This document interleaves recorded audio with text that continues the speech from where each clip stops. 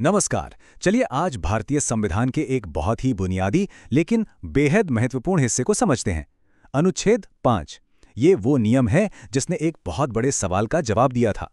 वो सवाल था कि जब भारत एक गणतंत्र बना तो सबसे पहले किसे भारतीय नागरिक कहा गया। आइए इसी गुत्थी को सुलझाते हैं। अब ये है अनुच्छेद 5 जैसा संविधान में लिखा है। हाँ, देखने में ये थोड़ी मुश्किल कानूनी भाषा लगती है ना? पर चिंता की कोई बात नहीं है। ये एक पहेली की तरह है और हम इसे मिलके एक बहुत ही आसान से फॉर्मूले में बदलने वाले हैं जो सबको समझ आ जाएगा। तो सवाल बिल्कुल सीधा है। 26 जनवरी 1950 जिस दिन हमारा संविधान लागू हुआ, उस तारीख को भारत का नागरिक कौन था? अनुच्छेद 5 हमें इसी सवाल का सटीक जवाब देता है। तो नागरिकता की इस पूरी इमारत की नींव क्या थी?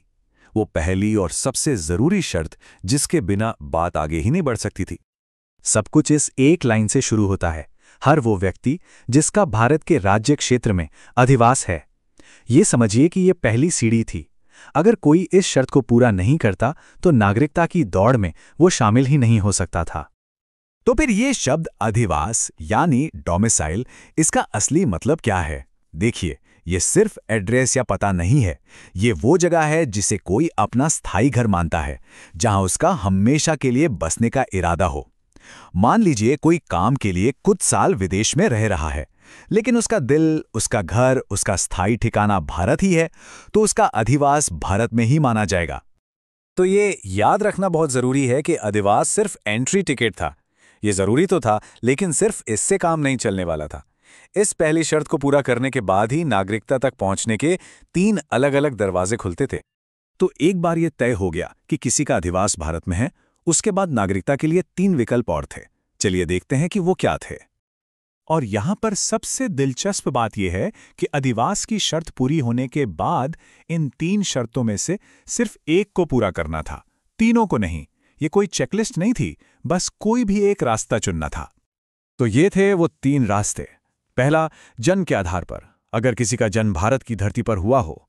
दूसरा रास्ता, वंश के आधार पर, अगर खुद का जन्म भले ही कहीं और हुआ हो, लेकिन माता या पिता में से कोई एक भारत में पैदा हुआ हो। और तीसरा, लंबे निवास के आधार पर, अगर कोई संविधान लागू होने से ठीक पहले कम से कम 5 साल से भारत में ही रह रहा हो। तो एक तरह से देखें तो ये 3 तरह के कनेक्शन थे। एक था सीधा जन्म का कनेक्शन, दूसरा था परिवार का कनेक्शन यानी माता पिता से जुड़ाव, और तीसरा था रिहाइश का कनेक्शन यानी लंबे समय तक भारत को अपना घर बनाने का सबूत। 3 अलग-अलग कहानियां पर मंजिल एक ही, भारत की नागरिकता। ठीक है, अब जब सारे टुकड़े अपनी अपनी जगह पर हैं, तो चलिए इन सबको एक साथ जोड़कर पूरी तस्वीर देखते हैं। तो ये रहा पूरा फार्मूला, एकदम साफ। पहली शर्त, भारत में अधिवास, ये तो चाहिए ही चाहिए थी। फिर इसके साथ उन 3 में से कोई भी एक शर्त जोड़ दीजिए। मतलब अधिवास प्लस भारत में जन्म, नतीजा भारत का नागरिक। अधिवास प्लस माता पिता का भारत में जन्म, नतीजा भारत का नागरिक। और अधिवास प्लस 5 साल का निवास, नतीजा फिर से भारत का नागरिक। कितना सीधा और तार्किक ढांचा है ना? तो सवाल ये उठता है कि हम इस सब पर इतना वक्त क्यों लगा रहे हैं? आखिर ये बुनियादी नियम आज भी इतना मायने क्यों रखता है? चलिए इस पर एक नजर डालते हैं। देखिए, अनुच्छेद 5 सिर्फ एक कानून का टुकड़ा नहीं था, ये एक राष्ट्र की नींव रखने जैसा था। इसने उन लोगों के पहले समूह को पहचाना जो कह सकते थे, हम भारत के लोग हैं। ये वो मूल समुदाय था जिससे आज का भारत पनपा है, और इसने देश के सबसे मुश्किल दौर में अपनेपन की एक स्पष्ट परिभाषा दी थी। और अपनी बात इस सवाल के साथ खत्म करते हैं। यह तथ्य कि हमारे संविधान निर्माताओं ने नागरिकता को जन्म और लंबे समय के निवास से जोड़ा, ना कि धर्म या जातीयता जैसे किसी और आधार से। ये भारत की शुरुआत में अपनेपन की सोच के बारे में हमें क्या बताता है? ये वाकई में एक सोचने वाली बात है।